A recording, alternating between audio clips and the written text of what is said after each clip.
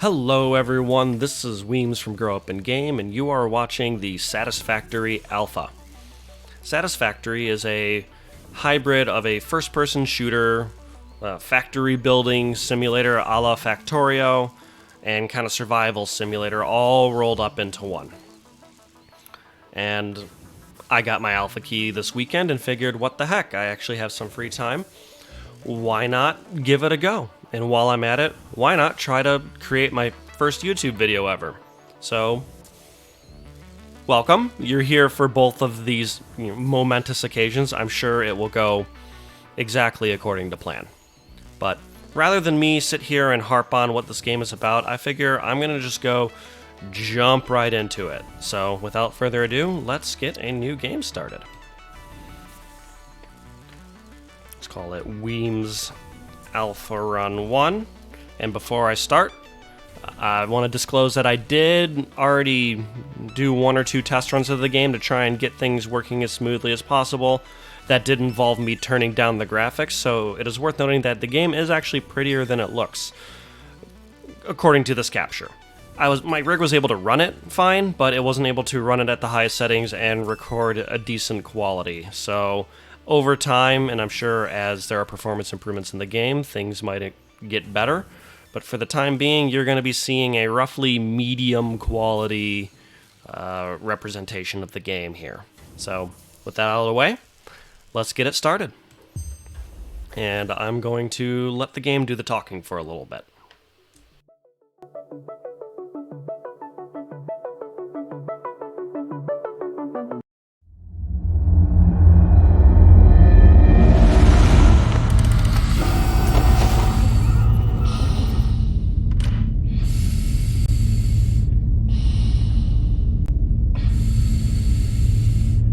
Attention Pioneer.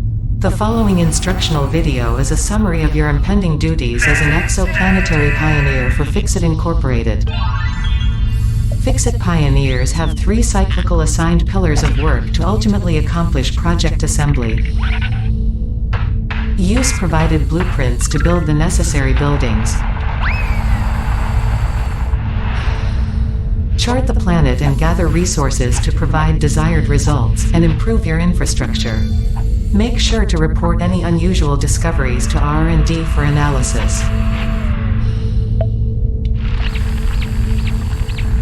Expand your factories, outposts, and pipelines through automation and augmentation. That's it. Get to work and be effective. Warning, planetfall imminent. Please remain seated during full procedure. Atmospheric entry in 5, 4, 3, 2, 1. Planetfall procedure initialized.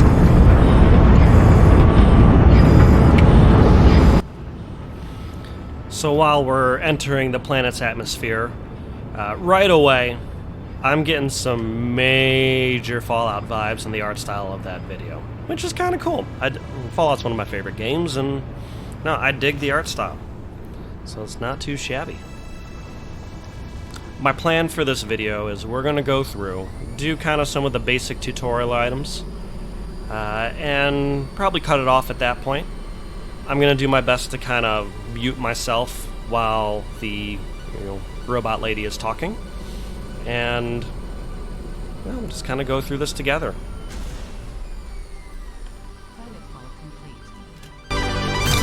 Please ensure the integrity of your multi-purpose exploration suit is at 100%. Remember, efficiency first.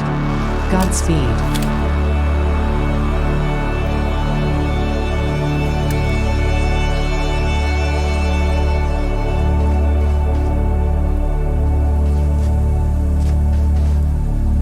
Welcome to Planet Massage 2 ABB, your designated sector in the binary star system of Akicha. I am Ada, also known as Artificial Directory and Assistant, tasked to support pioneers, such as you, in their mission. You are the third of your sector to survive planetfall. Congratulations. Note: Objective-based introduction initialized. Welcome to onboarding. First objective. Please dismantle the drop pod. The resulting materials will be repurposed to construct a habitat and utility base, from now on referred to as the hub. Note: Fixit Incorporated is cost-effective and efficient. We do not waste. Second objective. Please ensure you have your Fixit Incorporated Xeno Zapper equipped before leaving the drop zone. Note: According to Fixit regulations, every pioneer should have access to a means of defense against extraterrestrial threats. Third objective. Please familiarize yourself with the resource scanner to find iron. Note: The acquisition of iron is considered essential in preparation for all future objectives.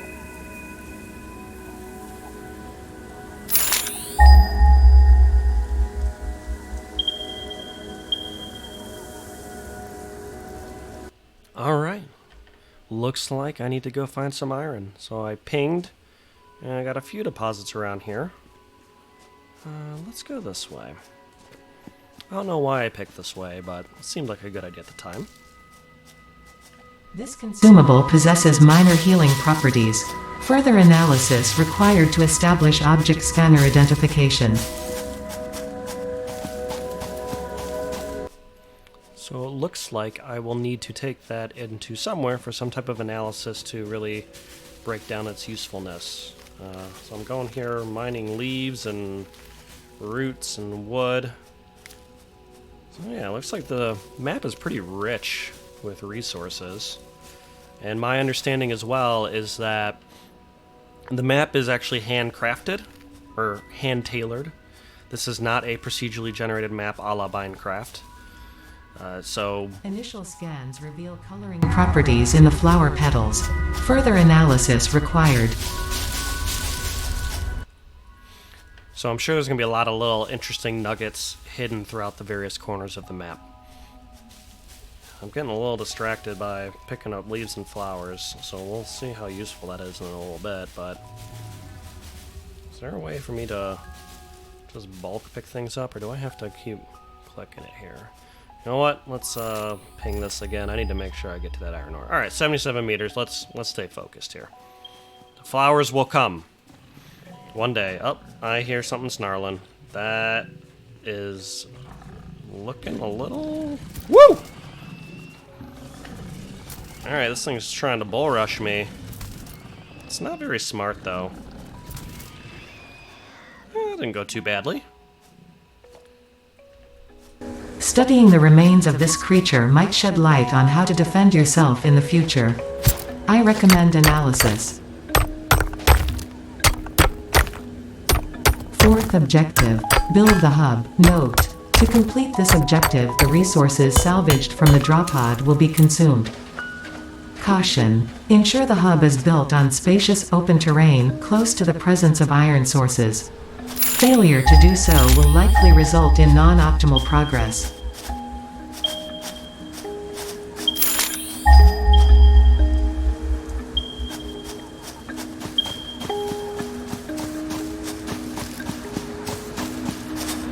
So it looks like there's some iron sources over here, and over here. So I'm gonna take a gamble that we should plop ourselves right in the middle of all of them, rather than on top of one individual source.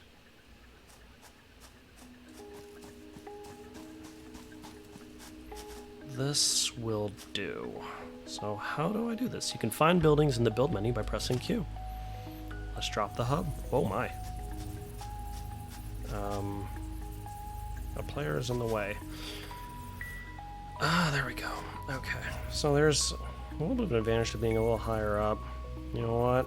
We're not gonna think about this too hard. I'm just gonna make sure that we got some space on all the sides. So I'm actually gonna go ahead and put this over here. Alright, so we have a hub, I think. Congratulations. You have unlocked Hub Feature Manual Craft Bench. Hub Feature Hub Terminal. Fifth objective: Hub Upgrade Storage and Power. Note: The craft bench and hub terminal are essential for progression to the next objective.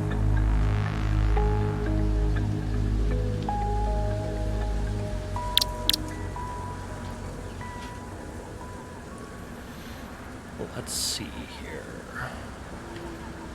Select the recipe on the list to the left, so let's do some iron ingots. Gonna hit craft, or hold craft. Okay, so if you hold it, it just goes and makes a bunch of ingots. Now whether or not I'm supposed to do anything with ore, I guess we'll find out later, but I'm gonna go ahead and start off by crafting all of the ingots.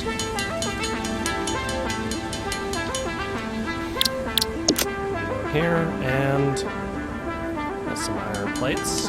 Should probably look at the recipes, but let's just get up. We'll do 5 and 10. That's a good start. And back up. Oh, right. And list. To-do list. So we got a to-do list, got a couple of what am I missing here? I wish there was a way for me to. That's the craft bench. Is there anything else here? Hub terminal. What's it doing here? Select tier. Tier 0. Hub upgrade 1. Craft bench. Equipment workshop. Waiting for resources.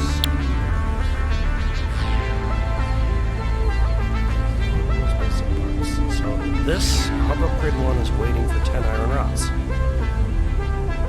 So if I go and drag this on top.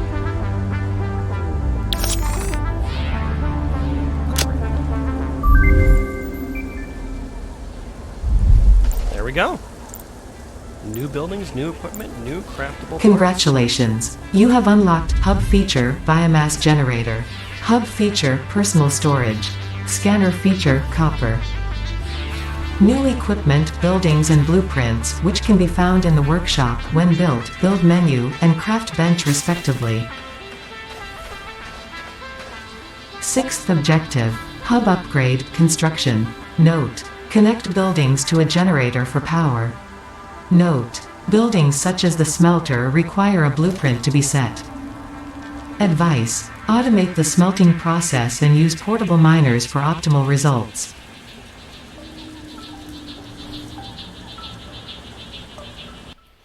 Alright, so if you hold C, you can go copper or iron. So let's go copper. Build an equipment workshop where you can craft equipment like the portable miner. Equip the portable miner and place it on a resource node. Build smelters to automate production of ingots. Use biomass burner for power and supply. So it looks like this is going to be kind of my bread and butter, is mining it out and making sure we have enough power. So let's go into the personal storage box. Oh, this is just where I can put stuff, because I have limited storage space on hand. I'm going to hold on to everything for now, but I'm sure I'm going to change my mind on that pretty quickly. What do we got here? Biomass burner. So we'll have a different input. So what happens if I put leaves? Apparently you can burn leaves. Now, because I have it in, is this going to just kind of keep running? So I turned it off. So you got a little button here to turn it on and off, I think. So there we go. Let's disconnect it until we're kind of sure what we're doing here.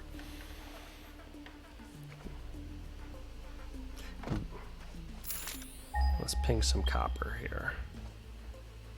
Looks like we have copper not too far from here. So I'm going to start off. So this is pure ore, which is coming in at a rate of about 6 per tick here.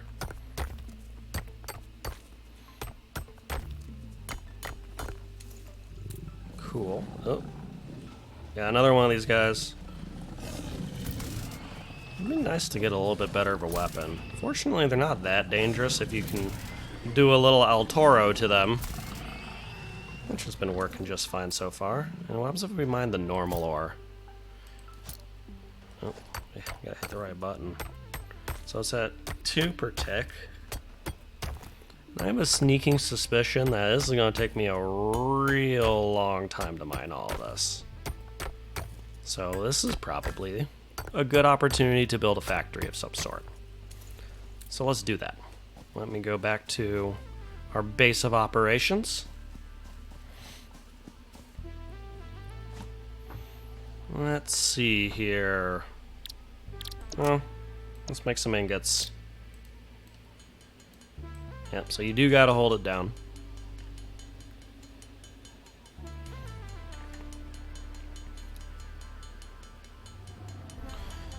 Just keep on making them. And I'm out of iron rods, and I have a sneaking suspicion those are gonna be kind of a core resource here. So let's make some wire too. I'm sure that'll be important. So let's get 100 wire. And let's get about 20 units of cable. Actually, let's finish crafting all my wire. That's about right. Let's get 15 iron rods. And actually, let's do 20 iron rods. Units of 10 seem likely. We'll do that. Alright. So we've got a bunch of iron. This is our hub terminal. So this is just the hub upgrade. So how do I build structures again? Was it Q? There we go. Crafting bench. Equipment workshop. Smelter. So let's start off by creating that smelter. Back where I start, or back over here. Oh. Let's mine some copper. We're gonna have the smelter. And I'm just gonna hazard a guess they actually will even let me build it off copper. I'm gonna build. Is there a difference between a miner and a smelter? Smelter can be automated by feeding ore into it with a conveyor belt connected to the input. Produced ingots can be automatically extracted by connecting the conveyor belt to the output. So what is an input? So that's the hub. Power. Used to connect power poles, power generators, and factory buildings. Manually craft equipment. Large range of different parts. So that's the craft bench versus equipment workshop. Do I already have an equipment workshop? Craft bench, hub terminal, biomass burner, storage box. So let's build that equipment workshop. Let's hope I'm not being redundant here. How do I rotate you? Ah, you scroll the mouse wheel and you can rotate. That looks good.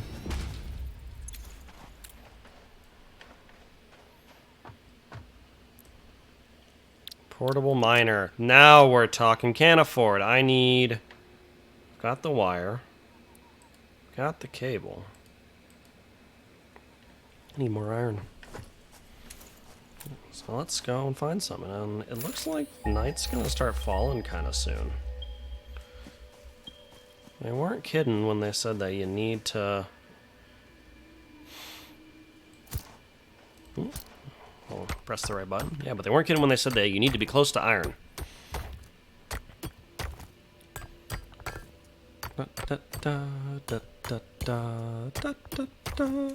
There we go. That should be enough for us to get some portable miners up. And you know what? Before I do the copper over there, let's do the iron over here. And let me make sure I'm understanding this correctly before I go and make a bunch of materials I don't need. So, cannot afford recipe. Definitely have that. So it says I need iron plates. So let's go make some iron plates. I need my ingots first.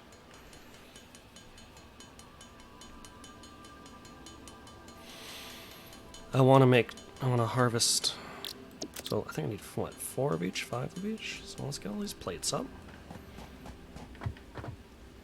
And now I can create 2 portable miners. This one takes a little bit longer to create. I got 2 of them and they don't stack. Good to know. Well, let's get these bad boys set up. Oh, that's a power line.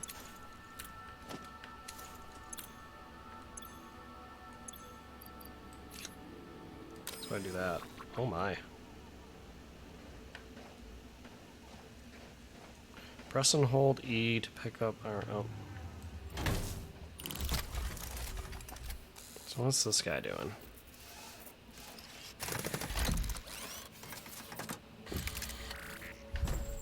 Would you look at that?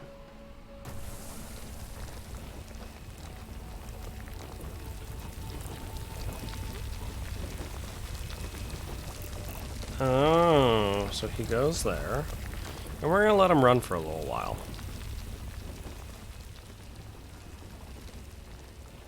So I believe this is a second node.